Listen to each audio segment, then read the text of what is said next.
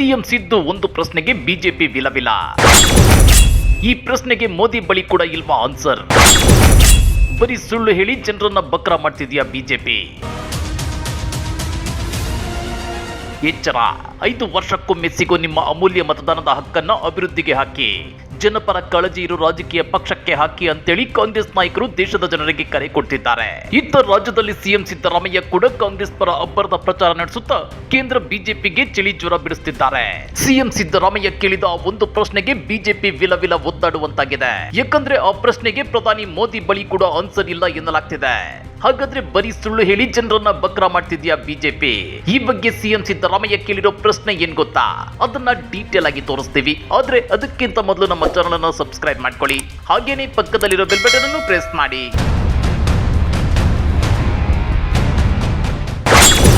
Mister ಪ್ರಧಾನಿ ಮೋದಿ ಅವರೇ, operation ಕಮಲಕ್ಕೆ ಸಾವಿರಾರು ಕೋಟಿ ಎಲ್ಲಿಂದ ಬಂತು? ದೇಶದ ಜನರಿಗೆ ಉತ್ತರಿಸಿ ಅಂತ ಸಿಎಂ ಸಿದ್ದರಾಮಯ್ಯ. ಮಿಸ್ಟರ್ ಮೋದಿ ಅವರೇ, ಆಪರೇಷನ್ ಕಮಲಕ್ಕೆ ಸಾವಿರಾರು ಕೋಟಿ ಎಲ್ಲಿಂದ ಬಂತು? ಕಾಂಗ್ರೆಸ್ ಮತ್ತು ಬೇರೆ ಪಕ್ಷದ ಶಾಸಕರುಗಳಿಗೆ ಕೋಟಿ ಕೋಟಿ ಕೊಡೋದಕ್ಕೆ ಸಾವಿರಾರು ಕೋಟಿ ಹಣ ಎಲ್ಲಿಂದ ಬಂತು? ಅದು ಕಪ್ಪು ಹಣ ಅಲ್ವೇ? ದೇಶದ ಜನರಿಗೆ ಉತ್ತರಿಸಿ ಅಂತೇಳಿ ಸಿಎಂ ಸಿದ್ದರಾಮಯ್ಯ ಖಡಕ್ ಪ್ರಶ್ನೆ ಕೇಳಿದ್ದಾರೆ. ಇಲ್ಲಿ ಗಮನಿಸಬೇಕಾದ ಅಂಶ ಏನಂದ್ರೆ, ಬಿಜೆಪಿ ನಾಯಕರು ಯಾವತ್ತೂ ನೇರವಾಗಿ ಎಂತ ಪ್ರಶ್ನೆಗಳಿಗೆ ಆನ್ಸರ್ ಮಾಡ್ತಿಲ್ಲ ಅನ್ನೋದಕ್ಕಿಂತ ಹೆಚ್ಚಾಗಿ ಆನ್ಸರ್ ಮಾಡೋ ಧೈರ್ಯ ಮಾಡಲ್ಲ.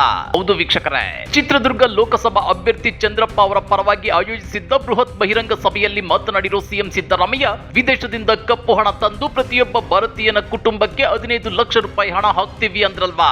ಕೊಟ್ರ? ರೈತರ ಆದಾಯ ದುಪ್ಪಟ್ಟು ಮಾಡ್ತೀವಿ ಅಂತ ಭಾಷಣ ಮಾಡಿದ್ರು. ಆದಾಯ 1 ರೂಪಾಯಿ ಕೂಡ ಹೆಚ್ಚಾಗ್ಲಿಲ್ಲ.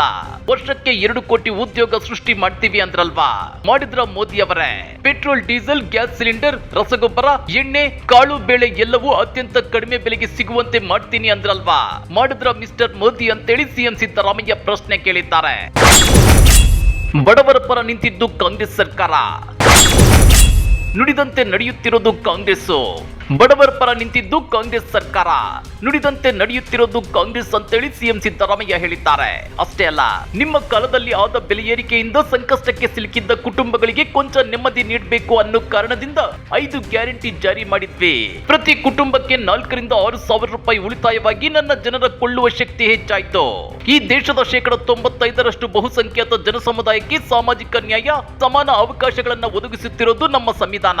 ಈ ಸಂವಿಧಾನವನ್ನ ಬದಲಾಯಿಸ್ತೀವಿ ಅನ್ನೋದು ಬಿಜೆಪಿಯವರ ಅಜೆಂಡಾ. ಇದನ್ನ ಬಿಜೆಪಿ ಕೇಂದ್ರ ಸಚಿವರಾಗಿದ್ದವರೇ ಬಹಿರಂಗವಾಗಿ ಹೇಳಿದ್ದಾರೆ. ಆದ್ದರಿಂದ ದೇಶದ ಸಂವಿಧಾನವನ್ನ ಬದಲಾಯಿಸಿ ಮನುಸ್ಮೃತಿ ಜಾರಿಗೆ ತರಲು ಅವಕಾಶ ಕೊಡಬೇಡಿ ಅಂತೇಳಿ ಮತದಾರರಲ್ಲಿ ಸಿಎಂ ಸಿದ್ದರಾಮಯ್ಯ ಮನವಿ ಮಾಡಿಕೊಂಡಿದ್ದಾರೆ. ಅಧಿಕಾರದಲ್ಲಿದ್ದಾಗ ಹಣ ಲೂಟಿ ಮಾಡೋದು, ಆಮೇಲೆ ಜನರನ್ನ ಭಾವನಾತ್ಮಕವಾಗಿ ಕೆರಳಿಸಿ ಬಕ್ರ ಮಾಡೋದು. ಅಧಿಕಾರದಲ್ಲಿದ್ದಾಗ ಹಣ ಲೂಟಿ ಮಾಡೋದು, ಆಮೇಲೆ ಜನರನ್ನ ಭಾವನಾತ್ಮಕವಾಗಿ ಕೆರಳಿಸಿ ಬಕ್ರ ಮಾಡೋದು ಅವರ ಅವಕಾಶವಾದಿತನ ಅಂತೇಳಿ ಸಿದ್ದರಾಮಯ್ಯ ಬಿಜೆಪಿಗರನ್ನ ಕುಟುಕಿದ್ದಾರೆ. ಅಷ್ಟೇ ಅಲ್ಲ, ಚಿತ್ರದುರ್ಗದ ಬಿಜೆಪಿ ಅಭ್ಯರ್ಥಿ ಕಾರಜೋಳ ಅವರು ಇಲ್ಲಿಯವರಲ್ಲ. ಕಾಂಗ್ರೆಸ್ನ ಚಂದ್ರಪ್ಪ ಅವರು ಸೋತಾಗ ಜನರ ನಡುವೆಯೇ ಇದ್ದು ತಪಸ್ಸಿನಂತೆ ಜನರ ಸಮಸ್ಯೆಗಳಿಗೆ ಸ್ಪಂದಿಸಿದ್ದಾರೆ. ಸಮಾಜ ಕಲ್ಯಾಣ ಸಚಿವರಾಗಿ ಕಾರಜೋಳ ಅವರು ಹಿಂದುಳಿದವರು, ದಲಿತರು, ಶ್ರಮಿಕರು, ದುಡಿಯುವ ವರ್ಗಗಳಿಗೆ ಏನೇನೂ ಮಾಡಿಲ್ಲ. ಕಾರಜೋಳ ಅವರ ಬಳಿ ಸಿಕ್ಕಾಪಟ್ಟೆ ಹಣ ಇರಬಹುದು, ಆದ್ರೆ ಚಂದ್ರಪ್ಪ ಅವರಲ್ಲಿ ಜನಸೇವೆ ಮಾಡುವ ಸಜ್ಜನಿಕೆ, ಕಾಳಜಿ ಇದೆ. ಆದ್ದರಿಂದ ಚಿತ್ರದುರ್ಗದ ಜನತೆ mister Karjol please go back ಎಂದು ಒಕ್ಕೊರಳಿನಿಂದ ಹೇಳಬೇಕು ಅಂತ ಕರೆ ನೀಡಿದ್ದಾರೆ. ಇಷ್ಟಕ್ಕೆ ನಿಲ್ಲದ ಸಿಎಂ ಸಿದ್ದರಾಮಯ್ಯ, ಬಿಜೆಪಿ ರಾಜ್ಯಕ್ಕೆ ಮಾಡಿರೋ ದ್ರೋಹ ಒಂದೆರಡಲ್ಲ. ರಾಜ್ಯಕ್ಕೆ ಪ್ರವಾಹ ಬಂದಾಗ, ಬರಗಾಲ ಬಂದಾಗ ರಾಜ್ಯದ ಜನರ ಕಡೆ ತಿರುಗಿಯೂ ನೋಡ್ಲಿಲ್ಲ. ರಾಜ್ಯದ ಪಾಲಿನ ಬರಗಾಲದ ಅನುದಾನವನ್ನ 1 ರೂಪಾಯಿ ಕೂಡ ಕೊಡ್ಲಿಲ್ಲ. ರಾಜ್ಯಕ್ಕೆ ಆದ ಅನ್ಯಾಯವನ್ನ ಬಿಜೆಪಿ ಸಂಸದರು ನೆಪ ಮಾತ್ರಕ್ಕೂ ಪ್ರಶ್ನೆ ಮಾಡಲಿಲ್ಲ. ರಾಜ್ಯದ ನೀರಾವರಿಗೆ ಹಣ ಕೊಡ್ತೀವಿ ಅಂತ ಕೇಂದ್ರ ಬಜೆಟ್ ನಲ್ಲೂ ಘೋಷಿಸಿದ್ರು. ಅದರಲ್ಲಿ 1 ರೂಪಾಯಿಯನ್ನು ನಮ್ಮ ರಾಜ್ಯಕ್ಕೆ ಕೊಡ್ಲಿಲ್ಲ. ಮೇಲಿಂದ ಮೇಲೆ ರಾಜ್ಯಕ್ಕೆ ದ್ರೋಹ ಮಾಡುತ್ತಿರುವವರಿಗೆ ತಕ್ಕ ಪಾಠ ಕಲಿಸಿ ಅಂತೇಳಿ ಸಿದ್ದರಾಮಯ್ಯ ಮತದಾರರಲ್ಲಿ ಮನವಿ ಮಾಡಿಕೊಂಡಿದ್ದಾರೆ. ಅಷ್ಟೇ ಅಲ್ಲ, ಆರ್ಎಸ್ಎಸ್ ನಲ್ಲಿ ಈ ಬಿಜೆಪಿಯವರಿಗೆ ಸುಳ್ಳು ಹೇಳುವ ತರಬೇತಿ ಕೊಡ್ತಾರೆ. ಸುಳ್ಳಿನ ಮೇಲೆ ಸುಳ್ಳು ಹೇಳಿಕೊಂಡು ತಿರುಗಾಡ್ತಿದ್ದಾರೆ. ರಾಜ್ಯದ ಜನರ ಪಾಲಿನ ಬರಗಾಲದ ಹಣ ಯಾಕೆ ವಾಪಸ್ ಕೊಡ್ಲಿಲ್ಲ ಅಂತೇಳಿ ನಾಡಿನ ಜನ ಪ್ರಶ್ನೆ ಕೇಳಿದ್ರು. ಆದ್ರೆ ರಾಜ್ಯ ಸರ್ಕಾರ 3 ತಿಂಗಳು ಲೇಟ್ ಆಗಿ ಮನವಿ ಮಾಡಿದ್ದಾಗಿ ಅಮಿತ್ ಶಾ ಭಯಾನಕ ಹಸಿ ಸುಳ್ಳು ಹೇಳಿದ್ರು. ಬಡವರ ರಕ್ತ ಕುಡಿಯುತ್ತಾ ನಾಚಿಕೆ ಮಾನ ಮರ್ಯಾದೆ ಇಲ್ಲ ಇವರಿಗೆ.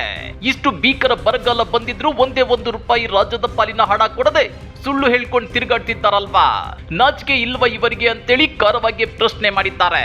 ಹಾಗಾದ್ರೆ ಕನ್ನಡಿಗರಿಗೆ ಸ್ವಾಭಿಮಾನವೇ ಇಲ್ವಾ?